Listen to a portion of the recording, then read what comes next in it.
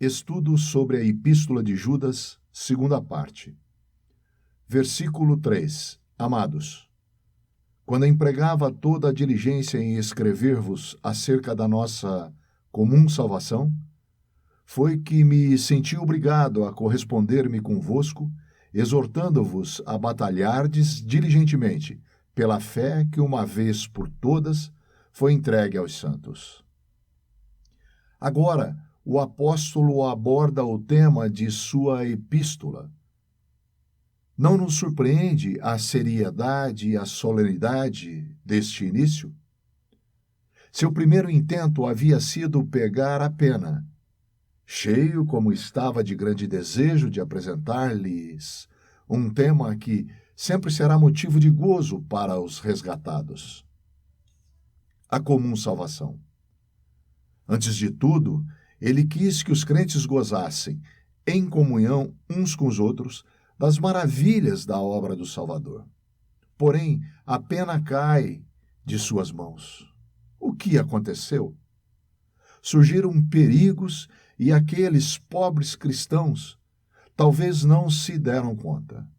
Era urgente adverti-los a fim de que não dormissem numa perigosa inércia.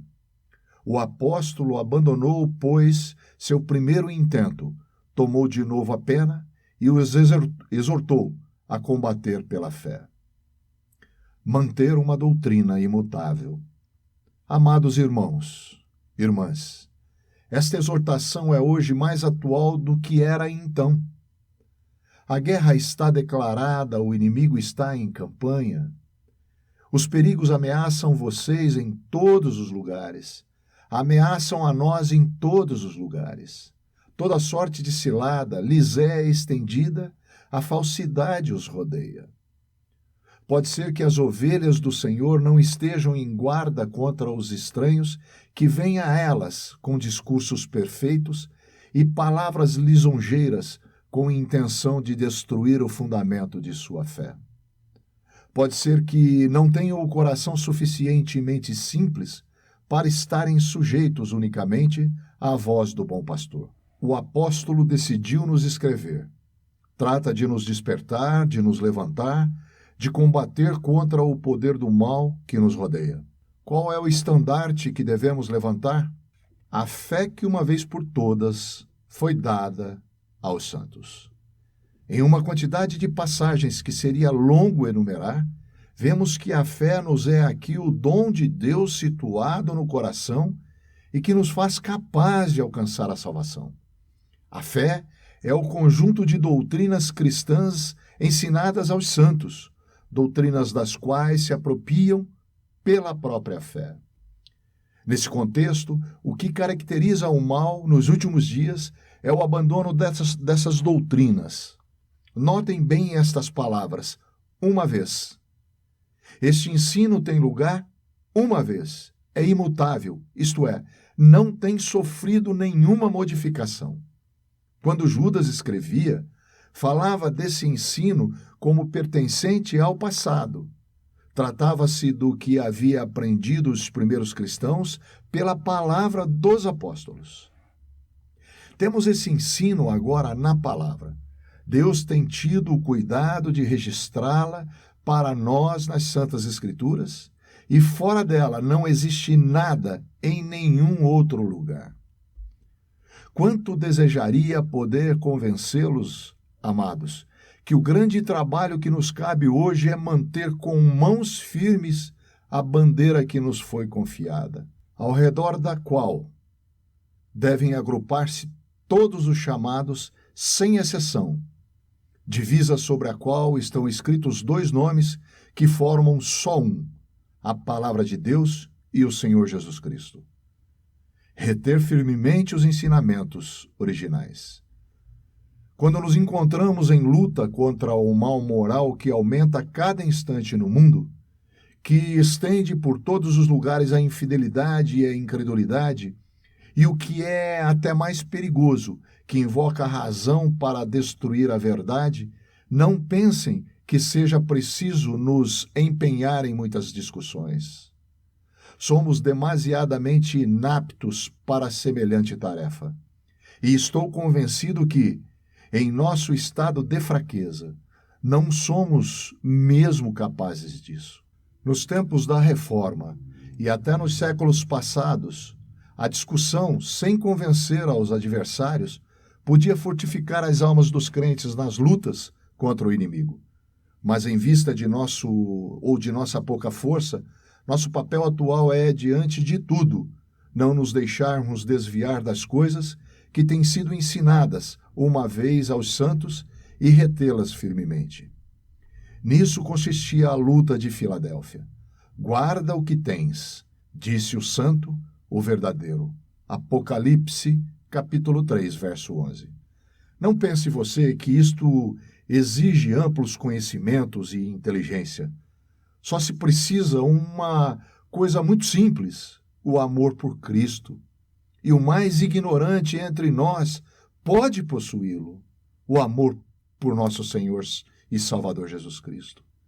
Se o Senhor ocupa em nossos corações o lugar que lhe é devido, por certo conseguiremos a vitória, pois Satanás nada pode contra ele, e manteremos a fé que tem sido dada uma vez aos santos, pois só ela tem ao Senhor por objetivo. Podemos ver por esta epístola que, no tempo em que o apóstolo escrevia, a divisão, que já moralmente estava presente na igreja, não era ainda fato consumado. Ela só teve lugar depois do desaparecimento do último apóstolo. Porém, Judas prevê e anuncia o que ia suceder e adverte, como temos visto, ao conjunto da família de Deus, tanto em seu aspecto mais restrito como no mais amplo, a fim de que nenhum só crente possa esquivar-se de seu dever quando se trata de repelir os ataques contra a fé. Devemos notar que o estado dos crentes aos quais o apóstolo escrevia estava muito longe de responder ao que deveria ter sido. Assim disse: quero, pois, lembrar-vos, embora já estejais cientes de tudo, uma vez por todas. Encontrava-se a ponto de esquecer estas coisas em outro tempo muito conhecidas e que lhes havia sido ensinado uma vez no princípio. Haviam recebido a unção do Espírito Santo, pela qual sabiam todas essas coisas. Porém, sua fé estava debilitada. Seus pensamentos haviam se desviado para o mundo. Por isso, Judas sentia a necessidade de lembrar-lhes a que se referia a cena para a qual dirigiam seus olhares de concupiscência. Deste modo, o apóstolo Pedro, em sua segunda epístola, sentia a necessidade de despertar os crentes descuidados, lembrando-lhes essas coisas. 2 Pedro, capítulo 1, verso 13. E nós? Pensamos, acaso, que não é tempo de que nos sejam lembradas? Temos despertado de nosso sono? A trombeta para ir ao combate faz tempo que soou. Para nos reunir ao redor da bandeira esperaremos que o inimigo nos surpreenda indefeso e nos derrube para a vergonha do glorioso chefe que nos conduz? Queira Deus que as palavras do apóstolo penetrem em nossos ouvidos. Desperta, ó tu que dormes, levanta-te de entre os mortos e Cristo te iluminará. Efésios capítulo 5, verso 14. Resistir ao mal. A segunda parte da epístola de Judas, versos 5 a 16, nos descreve o mal que caracterizava os últimos dias.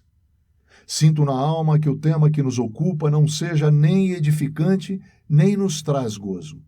Porém, em certos momentos, Deus nos conduz à beira de um precipício e nos convida a dar uma olhada. Esta olhada é muito saudável. Quando, como Ló, temos sido seduzidos pela aparência perfeita das planícies do Jordão. Recordemos somente que se trata de resistir ao mal, nada nos capacita tanto para refletir. Veremos que toda a armadura de Deus, Efésios capítulo 6, verso 11, para resistir no dia mau, consiste diante de tudo em um bom estado de alma e que a vitória depende por inteiro disto. As simples palavras não conduzem à vitória, mas sim uma vida consagrada a Cristo e passada em sua comunhão.